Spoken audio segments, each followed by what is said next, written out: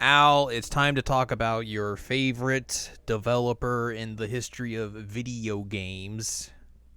Why are you slandering me like this? What do you mean? How dare you? Everyone knows you're a big Kojima fan. Hmm. You love the dude. Hee hee hee hee. You got them jokes. I got jokes for you. That's what I'm here for. Anyways, hello. Welcome to this week's episode of the Seasonal Anime Checkup OVA. It's a podcast where we have conversations about video games, anime, and manga. Hello, I'm Jared, joined as always by Doc Howe and Lady M. Hello. This is episode 360. It is an Xbox worth of episodes for you this week. We're going to do a complete full circle. Yay. I mean, to be fair, I guess you could say this is a complete full circle as we're going to talk about something that is, very metatextual, as, something similar to what we talked about in our first episode. What was our first episode? The Danganronpa 3 anime, of course. Oh, yeah, you're right. That was our first episode. Back in, 2016? No, 2017? One of those years. Would have been 2016. That was a long time ago. Yeah, it would have been 2016 for sure. Long time ago. But yeah, we are talking about Metal Gear Solid 2. I made Al watch me play this game. You did. I agreed to it. It's true. We'll put it that way. You didn't, You're gonna watch force me play the me. game. You wanna play a game? Oh, God. That's basically it, yeah. Yes, the second Metal Gear Solid game, which came out back in November of 2001. Oh, right, which we discussed a thing about that date. Yes, we will probably talk about that here at some point as well, of Makes course. sense. But yeah, this game is, 22 years old now? Has had a I heaping... could be teaching this. You could be teaching this. This has had a heaping number of re-releases. It had the MGS2 Substance re-release a year later in November of 2002 on the Xbox, and then came out later on the PS2 in March of 2003, which basically added in some of the stuff that's in like the HD remake of like VR missions, alternate takes on the story. It also had the fun skateboarding mission that they just pulled from the Konami skateboarding game at the time, which has been pulled out of the HD versions. I say you didn't show me that. Yeah, it's not in there anymore. Lame. Cowards. There was the Metal Gear HD edition, the collection that came out on PS3, 360, and Vita, which had 2, 3, and Peace Walker, and Vita then never die. the Metal Gear Solid Master Collection, which just came out on Switch, PS4, PS5, PC, and Xbox, has 1 through 3 and Peace Walker. So yeah, this game has been out for a while, and it's come out on a lot of things, and has also been very famous for being ahead of its time in terms of the commentary it has on society and various aspects of it. I will give it credit for that. Yeah. Yeah, I'll definitely give it credit for that. So yeah, let's talk about this here video game. Okay. Let's talk about the development first of it, though, before we dive into it, and we get Al's thoughts and opinions on Metal Gear Solid 2. Oh, boy. So let's talk about with this game. Creator Hideo Kojima's original design document for the game was completed in January 1999. The Japanese document was published by Konami in 2002 and translated into English in 2006. It mentioned that the game was originally going to be called Metal Gear Solid 3 with the Roman numeral 3 to symbolize Manhattan's 3 tallest skyscrapers. Glad they didn't do that. 99.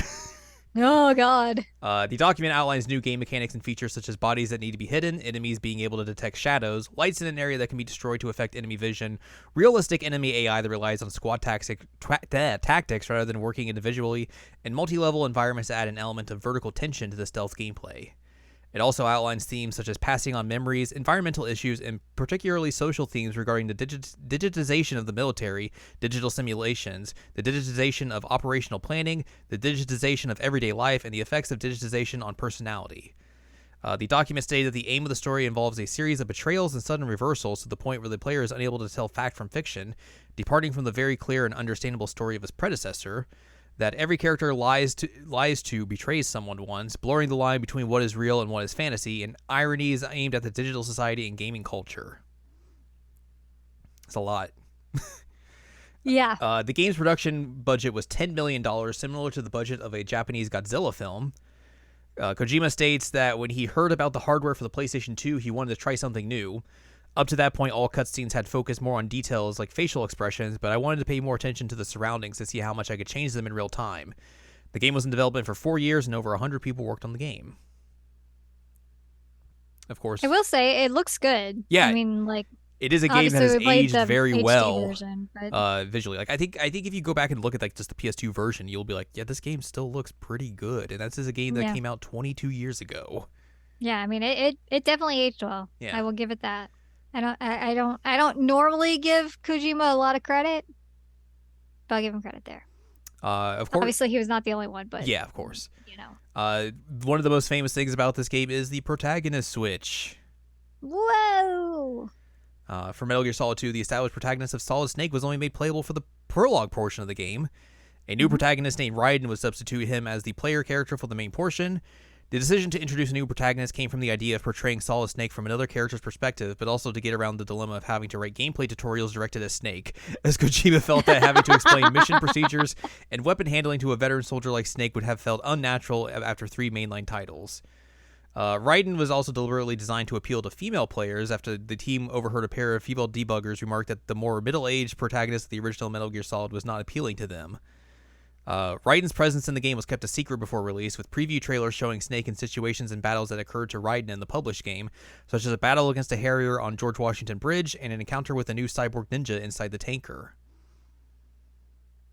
So there's a lot of like the early trailers for this game are deliberately fake to hide that Raiden is actually a character in this game. I feel like this is an interesting period because I mean obviously this is a bit after Metal Gear Solid. But even with like Ocarina of Time, which was like what, 98? Yeah. One of the statements was, well, my wife said that the character wasn't attractive, and so I decided to like make him look like a Hollywood star. Mm-hmm. But then I couldn't like make him too attractive, so I gave him the stupid like tights to try and like tone it down a bit. So it's kind of wild to me that this is the second time I've really heard of like, oh hey, we were listening to women who were saying like your characters aren't attractive. Which I mean, like, cool. Listen to women. That's a good idea. Mm-hmm. Include more women on your teams. Yay. But it's just a wild thing that keeps coming up of like, what if we make our dudes attractive? It's also interesting as well because like obviously this idea that they went with almost backfired on them as well because of the predominantly dude demographic of Metal Gear Solid fans being like, oh, like this guy's too pretty and everything. All that sort of stuff. It also is I'm trying to think of the right way to word this. There's the whole idea of like what women find attractive and what men think that women find attractive. Right. And in the case of both Link and Raiden, it's like, oh hey, women like this like not super burly dude. Yeah. Which, you know, it's interesting, but I mean I get it. I get it. If you gave me like a dude that looks like Snake and a dude that looks like Raiden, I'm gonna go Raiden even though Snake has the better butt. And I mean, he hands down takes that competition. It's true. We got to look at the butts quite a lot in this game, and also true. Yeah, Snake still has that. That man does not skip his squats. 100%. Anyway, sorry about talking about butts. No, you're fine. That's gonna come up. Let's talk about the plot changes that happened with this game. No, yeah. According to Kojima in the documentary Metal Gear Saga Volume 1, the original plot of the game revolved around nuclear weapon inspections in Iraq and Iran and had Solid Snake trying to stop the Metal Gear while it was located on an aircraft carrier in a certain time limit while trying to stop Liquid Snake and his group. However, about 6 months into the project, the political situation in the Middle East became a concern, and they decided that they could not make a game with such a plot. The tanker in the release game is based on this original plot. MGS2 is also intended to reference the novel City of Glass, notably in the naming of its characters. Raiden's support team originally featured a different field commander named Colonel Daniel Quinn, Maxine Max Work, an Asian woman who saves game data and quotes Shakespeare, and William Doc Wilson, the creator of GW. All take their names from key characters in the book, and all three would have turned out to be AIs. None of these characters survived to the final edition, their roles being absorbed by other characters, namely the Colonel Campbell situation, Rose, and Emma Emmerich. Peter Stillman, however, takes his name from another City of Glass character. A character named Chinaman, originally planned to be included as a villain, was later on omitted and his abilities incorporated in Vamp, namely the ability to walk on water and walls. Chinaman would have movements modeled after Jet Li and have a body tattoo of a dragon that would come alive as soon as he dove into the water. Oh boy. Significant changes to the game's ending were made late in development following the September 11th attacks in New York, where the finale occurs. Yep. A sequence depicting Arsenal Gear's displacement of the Statue of Liberty and crashing through half of Manhattan was removed, as was a short coda to appear after the credits, a breaking newscast showing the Statue of Liberty's new resting place, Ellis Island. Other deleted scenes included Solidus shreds the New York Stock Exchange flag with his sword during the crash of Arsenal Gear and the fall of the flag over his body after his death, and American flags that were supposed to be on all of the flagpoles in New York were removed from the title. Which is interesting. That is an interesting choice. I don't know why the American flags were removed, but... The Japanese spelling of the name Raiden was changed from katakana to kanji due to the former form of the name resembling Bin Laden in Japanese. Oh! Yikes! Oh, God. That's wild. Wow. Yeah, I mean, like, imagine having to make those changes so quickly because it came out in November of that year. So they had, like, a month to turn that around. He sure did. Oofa doofa. Very Talk about crunch. Yeah, no kidding. Whew. I mean, like, it's smart. It was a good decision. But, like, oof. You kind of had to. Yeah, you had no choice there. Yeah. Things were still very tense and hot at that point. Yeah. I mean, like, that would have completely sunk Konami and Kojima if they had done that. So, I understand why they did it. Yeah, 100%. There was other stuff related to this game that they put out. They put out the document of Metal Gear Solid 2, which is basically like an interactive documentary about the game, released in September of 2002, which was an interesting thing. There is a comic book adaptation about it, and there's also a novelization of the video game that I own. Nice. Apparently, there's also a second one they put out. Whoa. But I do not have that. How do you do a second novelization? This says... Do you just rewrite it again? A second novelization titled Metal Gear Solid Substance 2. The novelization is narrated in real time during the events of the plant chapter from the perspective of a young man living in Manhattan. Oh, okay. It's interesting. I also want to mention the weird coincidence of two of the characters who are in a romantic relationship being called Jack and Rose. Just a few years after the phenomenon that was Titanic. I mean, we know Kojima is a big cinephile, so... Yeah. That is not surprising. So, I don't know if that was intentional, but it's,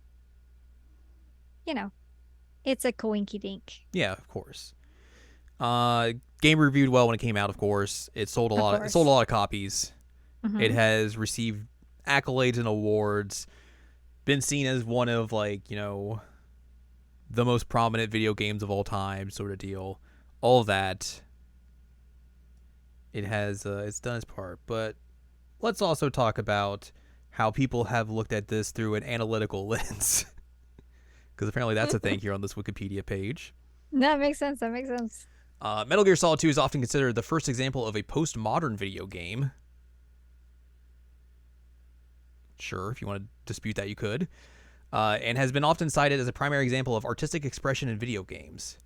The storyline explored many social, philosophical, and cyberpunk themes in significant detail, including meme theory, social engineering, sociology, artificial intelligence, information control, fifth-generation warfare, conspiracy theories, political and military maneuvering, evolution, existentialism, censorship, the nature of reality, the information age, virtual reality, child exploitation, taboos such as incest, sexual orientation, and the moral dilemma between security and personal liberty.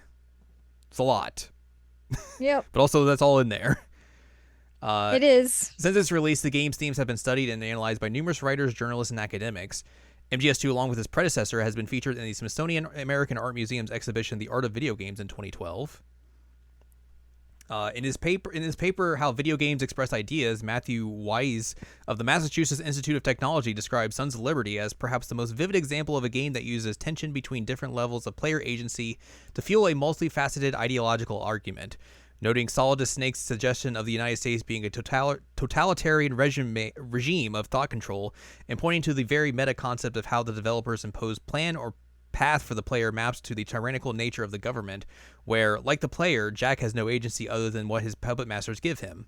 In the book Joystick Soldiers, The Politics of Play in Military Video Games, Tanner Higgin examined the game's resistant and subversive counter-history of military engagement, describing its convoluted narrative and unconventional gameplay logics as a critique of the very networks of biopolitical and informational control that comprise the postmodern military and post-humanity generally, and noting that it purposefully manufactures frustration and negative affect to highlight the typically unexamined codes, conventions, and hidden pleasures of the military game genre. Stephen Poole commented in a 2012 Edge column, "The story of MGS2 with its mythic wit and sweep is still in a different league from the vast majority of video game yarns. However, the fact that MGS2 still seems so avant-garde today might well prompt a worry. Does it represent the pinnacle of a now vanished era, the age of the experimental mainstream? This was, after all, a big-budget commercial box product that gleefully took risks and subverted genre conventions at every turn. Modern blockbuster games play it painfully safe by comparison." Gamasutra notes that the game deals with issues concerning the information age and has compared the game's themes to the philosophies of Thomas Hobbes, Friedrich Nietzsche, and George William Friedrich Hegel. The existential themes of the games align with the political philosophy and thesis of Isaiah Berlin and George William Friedrich Hegel, focusing on the struggle between freedom and equality, and Berlin's concept of the pursuit of the ideal, as the player's internal conflict of ideals are one of the main driving forces of the plot. The game is considered to be ahead of its time for dealing with themes and concepts that later became culturally relevant in the 2010s. The game has been described as profound, particularly the final dialogue scene between Raiden and the AI posing as the Colonel and Rose. In 2011, Dugan Patrick of Gamasutra drew comparisons to social media and social gaming and found that the game predicted elements of Facebook, such as allowing people to intentionally censor their own experience with the self-curated walls of Facebook. In 2016, Alex Whitshire of Glixel found the game to be strangely prescient of not only its own time but also today, noting how it dodged truth at every turn and comparing it to post-truth politics, Facebook's curated newsfeed, in the 2016 United States presidential election. Further comparisons have been drawn to concepts that become mainstream during the 2010s, such as fake news, echo chambers, and alternative facts. According to Cameron Kunzemil of Vice, Metal Gear Solid 2 is still politically relevant in 2017. In March 2018, Games Radar drew comparisons to recent political events, including the Facebook Cambridge Analytica data scandal and the investigations involving Russian interference in the 2016 United States elections. And then in 2018, Adrian Rose published a paper in the academic journal Cultura Historia, where the idea of selection for societal sanity from the game is applied into a philosophical framework based on select concepts from Bernard Stiegler's writing and incorporating them with current events such as post-truth or fake news in order to explore the role of techne and filtration within social organizations and individual psyches. He notes that despite being released in an era of neoliberal dominance, the game's themes resonate with current affairs in the late 2010s, such as post-truth, the collapse of political correctness, cognitive dissonance, and the problem of filtering within a society flooded by information. IGN said its fourth wall obliterating final act posed a number of terrifying questions about the overload of data in the information age and how technology has led to an increasingly shaky definition of reality, and has drawn comparisons to deepfakes, machine learning, and information warfare. It's a whole lot. That's a lot. Yes. That's a lot. But yeah, this game in this 20 years since then has definitely been used to examine how the world has definitely changed in those 20 years, and how this game somehow was able to be like, hey, this is stuff that might be happening soon. Let's talk about it. And I talked to you about this, but I think like one of the things that Kojima pulled from when he was doing all this sort of stuff, talking about, like censorship and truths and reality and all that sort of stuff, is that he was pulling from a lot of like Japanese forums at the time, which were kind of doing something similar that would eventually come to pass with the age of social media, a decade or so later. So he was taking from that and applying it to this game and everything. And obviously a lot of the stuff that he was dealing with or seeing at that time would be blown up to a much larger scale in the years to follow. Which is interesting. And also I think this is probably the game that kind of started the impetus of like, oh man, Kojima just has predicted the future all the time, like, bruh. Which is what I hear most about Kojima at this point, is that he predicts the future.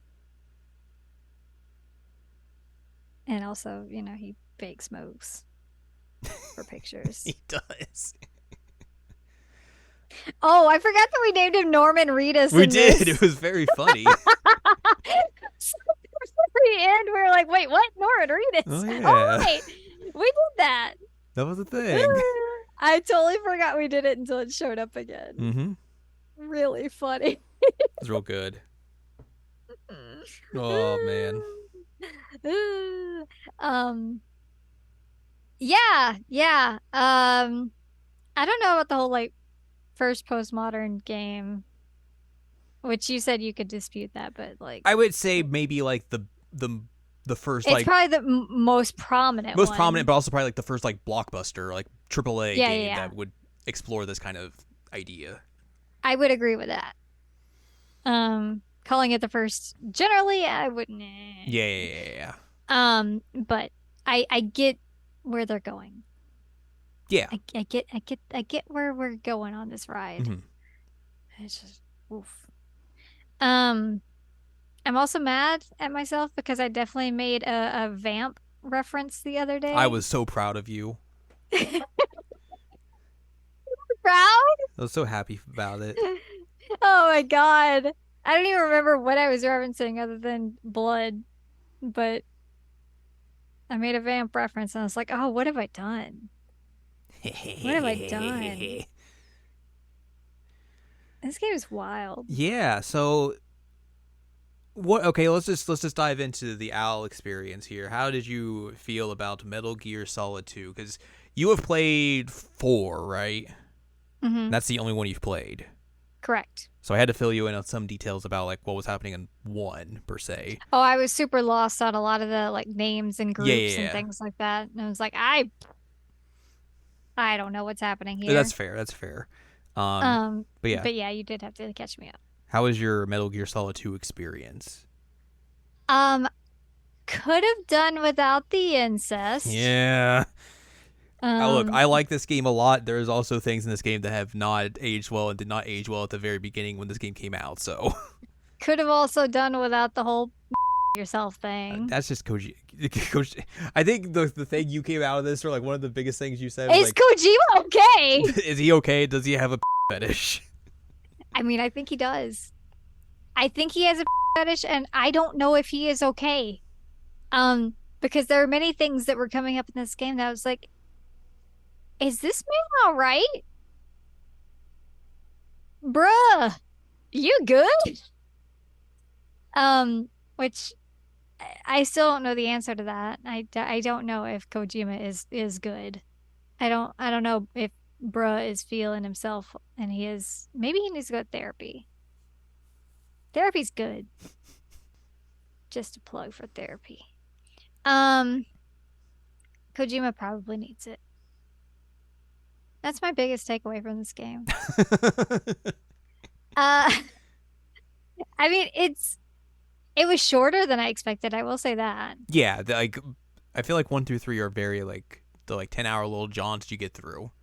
Yeah, I expected it to be a lot longer because again, my experience is Metal Gear Solid 4. Yeah. So I was expecting, and I watched my brother play some of 5. Which those are I two think. different, very anomalies compared to these first three games. Yeah. Um, and so I was not expecting it to be like we played it a few times and then it's done. Yep. I also went in knowing about the whole like write-in controversy of like people were unsure about the protagonist switch, which reminds me of Devil May Cry Hmm. and how people were unsure about that, which they were wrong about. And it looks like they were wrong here too. Um, there are many very strange characters in this game. That's Metal Gear. There's a man who roller skates around you Yeah. and tries to blow you up. Yeah, and drinks wine through a straw. Right, correct. And his name is Fat Man, Correct? and he also has a very large pop collar. He does. It's pretty good. It's Why? pretty Why good. does this man exist? He's just a dude. You need an introductory boss, of course. Right. Um, Another thing I brought up while we were playing this is that there wasn't as much like sexualization of the women Hmm. as there is in later games, Yeah.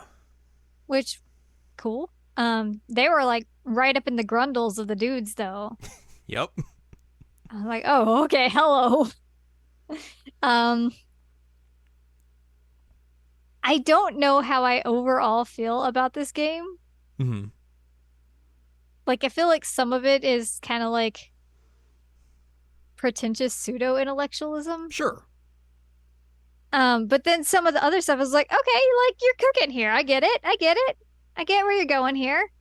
Um, why are we grabbing somebody's junk when we're the president of the United States? See, he predicting the future. I mean, there was a president who said that they would grab people by the genitals, but probably not the same genitals that Raiden has. Um, so essentially, what I'm getting from the Wikipedia and what I just said, he knew that Donald Trump was going to exist Well, as a I was president. gonna say I think he probably knew he existed already. So As a president. yeah. Um, yeah. Woof. I think one of my favorite things about this game is that you made the little dudes wiggle. Mm-hmm. That was entertaining to me. Get their dog tags. You make them wiggle. And I do think it's actually a pretty cool idea that you have like two routes you can go with the lethal and the non-lethal. Mm-hmm. Like that feels relatively innovative for the time. Yeah, and that's basically what they would do for like the rest of the games afterwards. Right. But it's not even like given to you as a thing. Like it wasn't blatantly spelled. It was not blatantly spelled out for you that you could do that, Mm-hmm. or at least I didn't see it. No, it's like you have to do it for the first boss fight on with Snake because that's the Mhm. only gun you have. But then Right. afterwards, they're kind of just like, all right, do what you want, Mhm. play it how you want. Which I mean, it makes sense that they had you do a non-lethal for the first boss because of plot Mm-hmm. reasons. Would would be kind of bad if you killed that person. Yeah, just a little bit. Ooh. Um, we played this like what, a week and a half ago? Basically, I still don't know how to verbalize how I feel about this game. that's how I feel like most people when they have their first experience with Metal Gear Solid 2 is. Yeah, well, because like I went in thinking, okay, this is one of Jared's favorite games, period. Jared loves this game. Mm-hmm. Jared has good taste in games. So there's got to be something here that is good. And I agree, there is something here that's good. There are a lot of things that are not so good. Yeah. Um, but like I I wouldn't ever consider this like, oh my God, this is a top tier video game for me. But like I can see the appeal of it. Yeah, I think as well though, like if we had played through one, it might also hit a little bit better for you as well, because there's so Mm. many direct references to one, and like specifically how they lay out the second game is very much just like, hey, we're doing one again. Oh, okay. So Yeah, like you mentioned the colonel guy who talks to you mhm. is from one. Yeah. And I didn't get that. Mhm. I just thought he was a guy. Um, it was pretty funny to hear Ryan constantly be like, I know what I'm doing. I did it in VR. And everyone's just like, ugh. Ugh. Like, oh my God, dude. We get it. You did it in VR. Congratulations. Um, I think the love story question mark. Is something. It's It exists. does it? It sure is a thing. Like he forgot what the date was the whole time.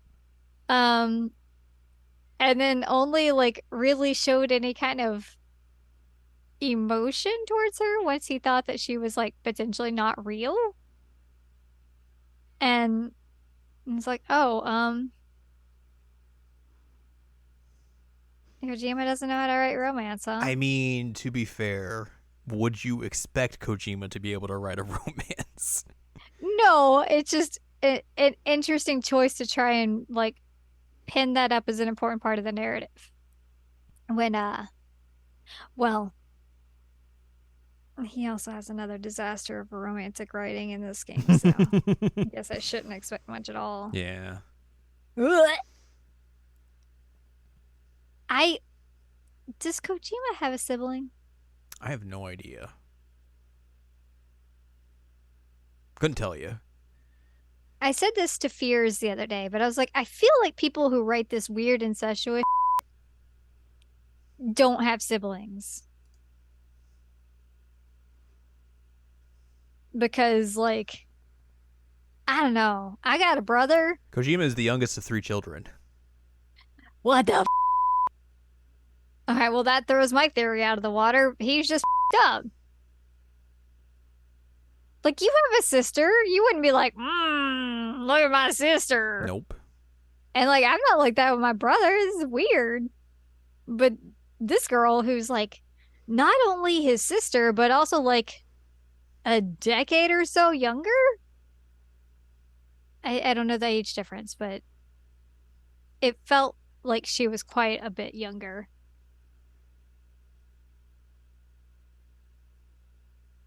Also, did I miss what was happening? Because there was a thing about like the dad drowned Mm-hmm. and she was somehow involved. And what's his name? Otacon? Mm-hmm. He was doing something and they're like, what were you doing? He's like, oh, did I miss what was happening there? Oh, he was getting it on. He was like getting it on with the mom. He was his mom? That was the Is that what you're implication. is that what you're telling me? Yeah, because he talks about how like the stepmom seduced him. Oh. So there you go. Oh, this gets worse. Yep. Oh, this gets worse. So not only is the sister in love with the older brother, but the older brother was banging her mom while his dad offed himself. Man, speaking of a family, needs therapy. Dude, that I mean, whole not that it family is matters. up. So It seems like only one of them's alive now. I don't know about the stepmom, but uh, you know, the other, the dad's dead. The sister's dead. Um,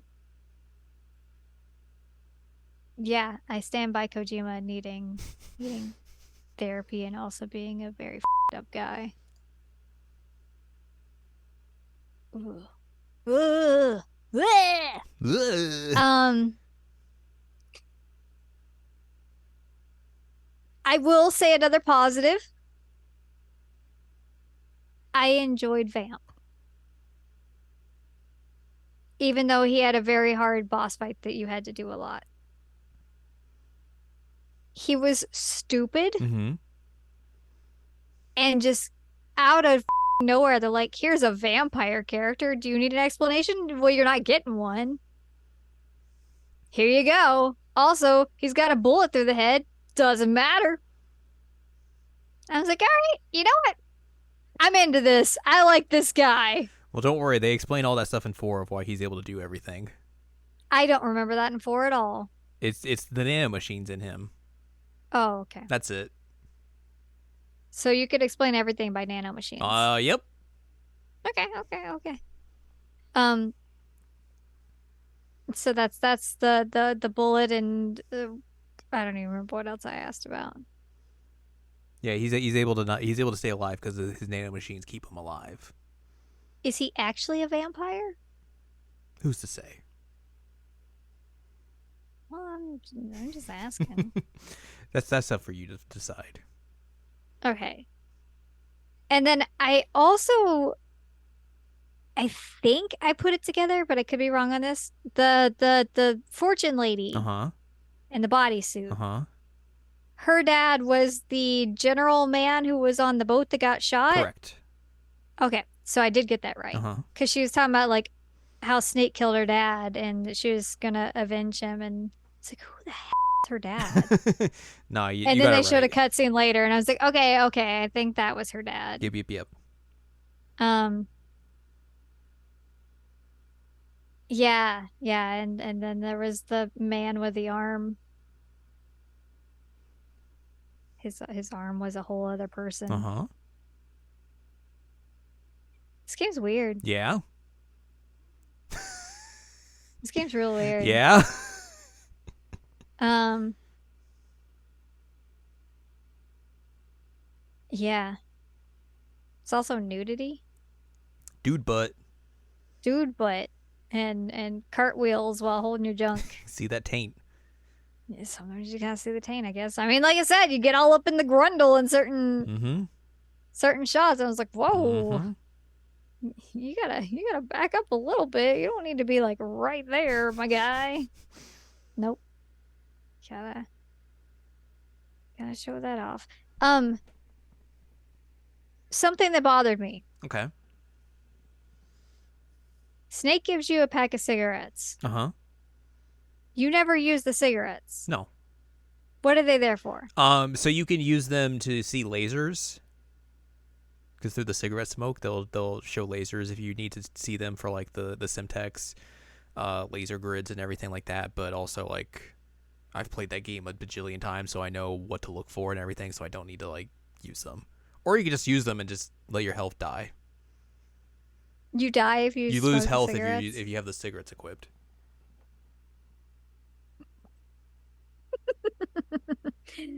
I mean, that's right. Yeah. It's accurate. Oh man. Yeah, I mean, like I said, there's some stuff in this game that I was like, okay, I get what you're going for here. I get it. And then there's some other things I was like, this is a mess. What are you doing? Like a lot of the technical stuff in this game is also like really interesting for a Yeah, a like PS2-ish first year game. um like you were showing me with the glass when you were breaking that. Like Mhm. that was impressive considering what year it was. Those ice cubes melt. The ice cubes melt. Like there was something else that you did that I was like, oh hey, that's wild. Like you can shoot ketchup bottles and it'll spray ketchup everywhere. You can like break bottles in the bar. There's fruit that'll break if you like shoot it or attack it or stuff like that. Like there's a lot of interesting Mhm. things that they put in here that is very like just Technologically advanced. yeah, and also just like isn't really necessary, but it feels like them just being like, hey, we can do this with this technology we got now. So like I don't know, why not? Yeah. No, I could see that. I could see that. Makes sense. But yeah, you were showing me all the cool things you could do. Mm-hmm. Like I was it's impressed. still neat. Like I feel like it's still stuff that like it's cool to look at even like today. Yeah, because I mean, a lot of that stuff, like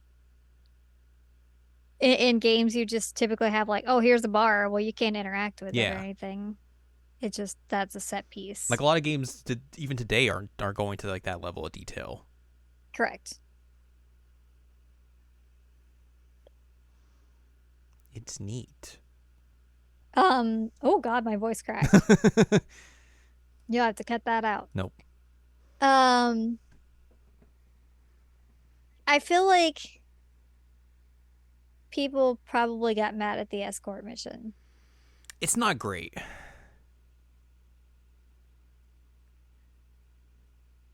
I mean, it felt like you were fine with it because you've done it a lot. Yeah, there's another one also in 3 that I don't like either. Um, Mm-hmm. just mechanically, I feel like they just aren't that great or really that fun to do. Mm-hmm. So there's that. I still don't understand why you put her on your back while you were swimming because it makes it harder to swim. Well, she can't swim, so Hold on to the front like a koala. That's the way to do it. And then you get to koala a dude. Like, why wouldn't you want? Well, I guess she doesn't want to because not her brother. But just saying, that's the easier way to get through a water situation because he was like basically kicking her around because he was having to kick his legs. blah blah blah blah You blah. you koala on the front, you're all good. Yeah. I mean, you could technically koala on the back, but it'd be easier on the front. I don't know why I'm even talking about this. I mean, this is the Alex experience's Metal Gear Solid 2 experience, so Um, it is not it is not. I didn't take to it like I did the Alex experience's Yakuza. well, I mean, yeah, I'm not expecting us to be like, all right, we're gonna play through every Metal Gear game now. Let's go. I know, but like, I didn't expect to take the Yakuza the way I did either. Yakuza is a very different thing, though. Yakuza's art. It has more broader appeal than I feel like this kind of does. You think so? Less problematic material. Okay, I will take that. Yes, there is less problem, which is wild because it's about crime. Uh, but yeah, there's a lot less problematic stuff in there. I I don't know. I don't know, man. All I'm learning the more Kojima stuff I interact with is just that he's a weird, weird. Yep. That's the general consensus. Dude is he's something. Um, yeah, he had a man fall behind George Washington and die. You get to So have a boss fight on top of Federal Hall. You you sword do. fight the former president of the United States on top of Federal Hall as the final boss fight of this video game.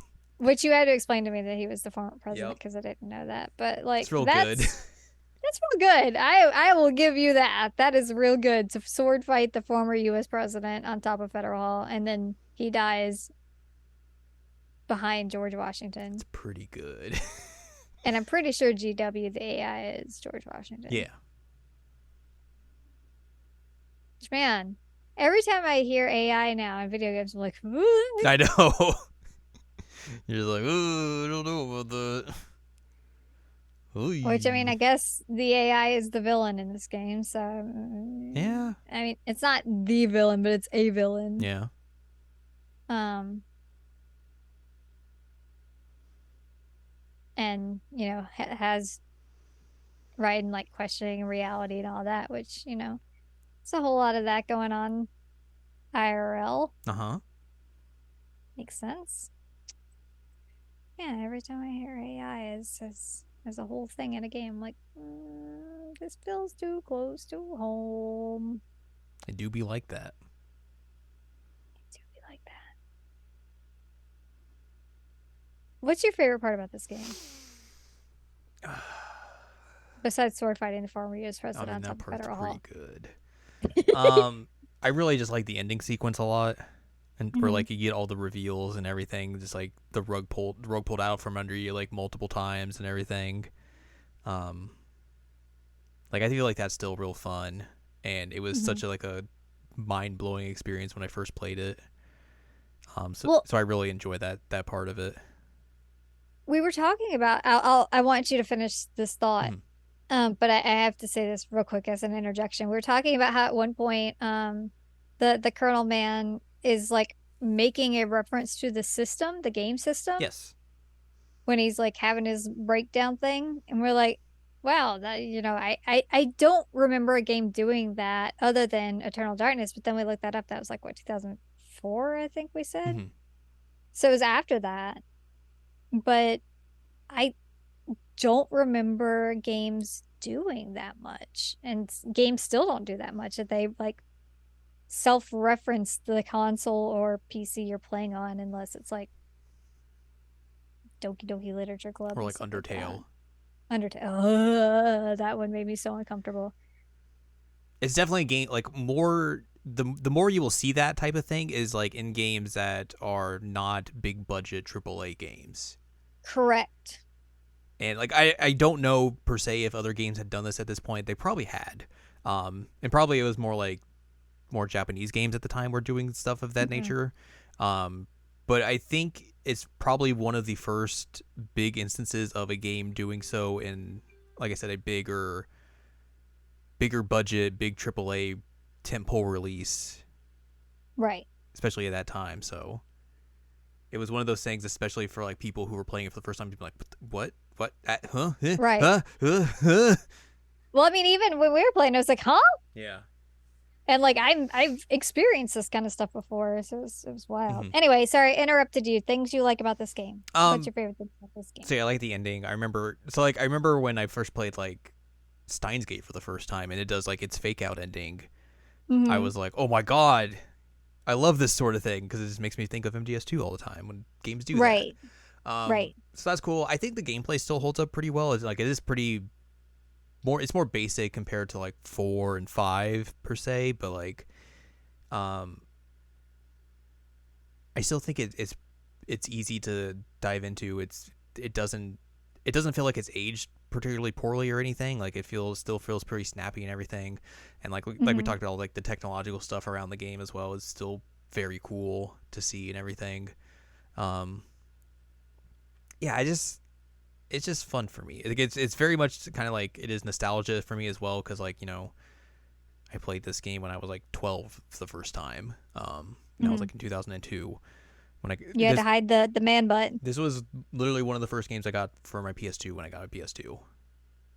It was this and SmackDown Shut Your Mouth. So you have to get Metal Gear and you get a wrestling game. Two very good PS2 games, by the way. So like I started off with two bangers. Um, but yeah, like I go back to this game quite a bit every now and then. Um, and to still have a good fun time with it every time I play through it. Like we talked about, there are problematic elements to this game. Do not get me wrong. Mhm. There are parts of this game where I just like roll my eyes at, and I'm just like, oh, this is real stupid. But then there are Right. other parts where I'm just like, this is real good as well.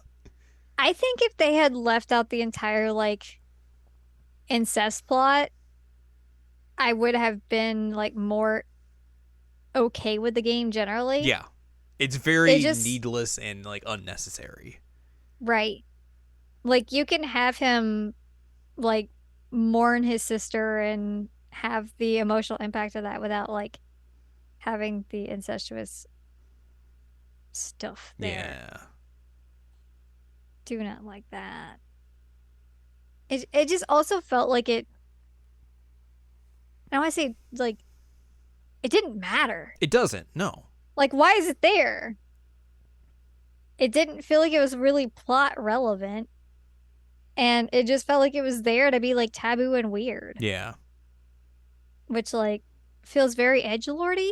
No. Yeah. I can totally see that. Also, our first PS2 games are very, very Oh, different. I'd imagine so. Do you know what mine was? Final Fantasy X. It was Final Fantasy X. You are correct. Very different. I played a lot of Final Fantasy X for the first time, on a car ride to Florida. Nice. Do you have one of those like portable TV It was like things? a van that got rented out and had a TV in it.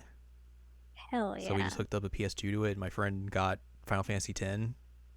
Those are always like super fancy. Yeah, it was pretty cool. I wanted one of those permanently, but alas, Yeah, I was a lower middle class child who did not have access to those things very readily. true. But yeah, I mean, that's a good way to experience Final Fantasy X. Yeah, Time killer. true. Hmm. But yeah, No naked men in that one. no, Not getting all up in just more Tidus's dad grundle. issues. Oh, yeah, I guess you trade the incest for daddy issues. Both games with dad issues. Oh boy. Does Kojima have daddy issues? I don't. I don't know. I'm not here. I can't psychoanalyze Hideo Kojima for you. I'm sorry. You mean you're not his therapist? Dude, if I was his therapist, I'd be making way more money. No, you're right. You're right. You're right. And whoever his therapist is, if they exist, they deserve a raise. They're the ones feeding him all this story information. Oh my God. Uh, Wild. But I did like Raiden. mhm. Um, I thought he was a fun character, even though he does have the like weird plucky kid of like, I did this in VR. Um, I do think but they overcorrect on his character specifically after this game. mhm, Because like in 4, he has like the cyborg ninja stuff, but then he becomes like super right. edge lordy. He's like, I don't want to deal with Rose anymore or my kid. Oh, They ooh. I abandoned them. That feels very out of Yeah, character it's considering what he so had. weird and everything. Like it just feels. It definitely feels like they tried to make him like cool to like make the audience that hated him like start to like him more. Um, Mm, I think there's a good happy medium about him in Revengeance, where he's mhm, not as edgelordy, even though like he's that game is all about him just being a ninja and cutting stuff up. But right, he's not just like grunt like grimdark edgelord in that game. He has like more like humor in it compared to 4 in particular, right. which is nice to see.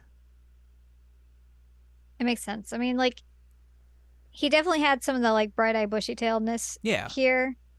Um, but I mean, obviously there's a pretty dark backstory that goes along with him too. Hmm. Um, but I don't see why that would be a reason, and I actually think that it's a good argument against him going like full abandonment mode. Yeah.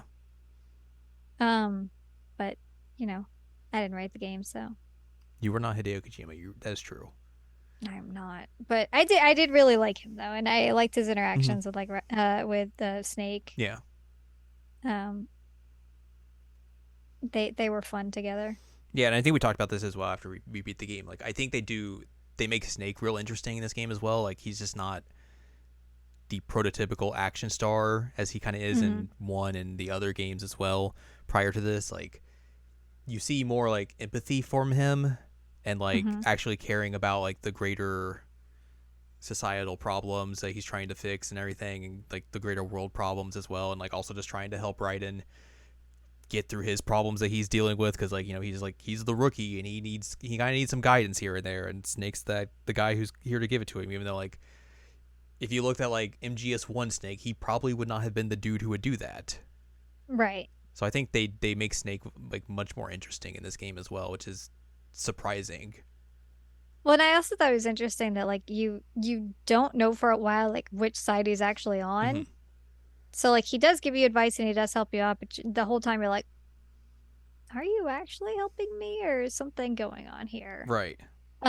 Which I mean, they're narratively it makes sense that they would do that, even though like we as the humans who are playing this realize like that's not going to be the case. Um, but I thought it was well done how there was the question building in of like how does he slot into what's going on Hmm. here? Um, I like that. And like I said, I like their dynamic a lot. Yeah. So that was good. Yeah. There are good things in this game. There are also bad There things are. in this game. There are. But I that's agree. the Hideo Kojima experience, I feel like. Oh Because, like, man. I I mean, mean, what have you have watched me play through this, Snatcher, and Death Stranding. And I feel like all mhm. three of those games, you could say, hey, there are good things about this game. There are bad things about this game. I mean, Snatcher has a bang It soundtrack, really does. and I mean, like, it's mostly Blade Runner, and I like Blade Runner, Yeah. but the parts that aren't Blade Runner, I'm like, ooh, okay. And then Death Stranding Death is Stranding's Death Stranding. Mario and Princess. Mario and Princess Beach. Hmm. Oh, yeah. Yep, That's Metal Gear Solid 2. I experienced You it. experienced MGS2 for the first time, which is fun. I did. I did. I'm glad we got to do Um, that. I am too. I would not have done that on my own. No, of course not. So I appreciated you being the pilot there. Yeah. Um, but it was a good time to experience it alongside you, but because I know how much this game is a big deal for you. Yeah, and also I wanted you to see kind of like the ways that this game has been, like I said, ahead of its time essentially, and Hmm. like get your thoughts and opinions on that. So I thought that was fun. Yeah, I mean, I could definitely see some academic papers coming out of this for sure, and which you mentioned a few of Yeah. them, but like I could absolutely see that. Mm-hmm. So that makes sense. Yeah. But yeah, Not completely terrible. yeah. But yeah, that's Metal Gear Solid 2 in a nutshell. Yay. And that's gonna do it for us this week. Hmm. So if you'd like more from us, head on over to seasonalanimecheckup.com or sac.cool, where you can find past episodes of this podcast and other podcasts like Jared and Outwatch. And also find columns and reviews on the site as well. If you'd like more from Anladium, go to anladium.com. She's got columns and reviews. You can follow us on Twitter and TikTok at Anime Checkup. Follow us on Blue Sky at seasonalanimecheckup.com. You can buy our books, One Shiny Moment, A Critical Analysis of Love, Life, Sunshine, and Hot Tubs and Pac-Man on Amazon.com. And you can support us on Patreon, patreon.com/SACOVA. Buy us a slice of pizza, get access to unedited versions of the podcast early, and a whole wealth of bonus content as well. Next week, it's time to find out about a man who erased his name. Oh. We gotta see what's up with this Joryu guy. Yeah, who is that guy? Who's this feller? Who is he? What's up with He's got him? sunglasses, so we can't tell. Yoosh. Whoosh. So yeah, we'll talk about Like a Dragon Gaiden, the man who erased his name, next week.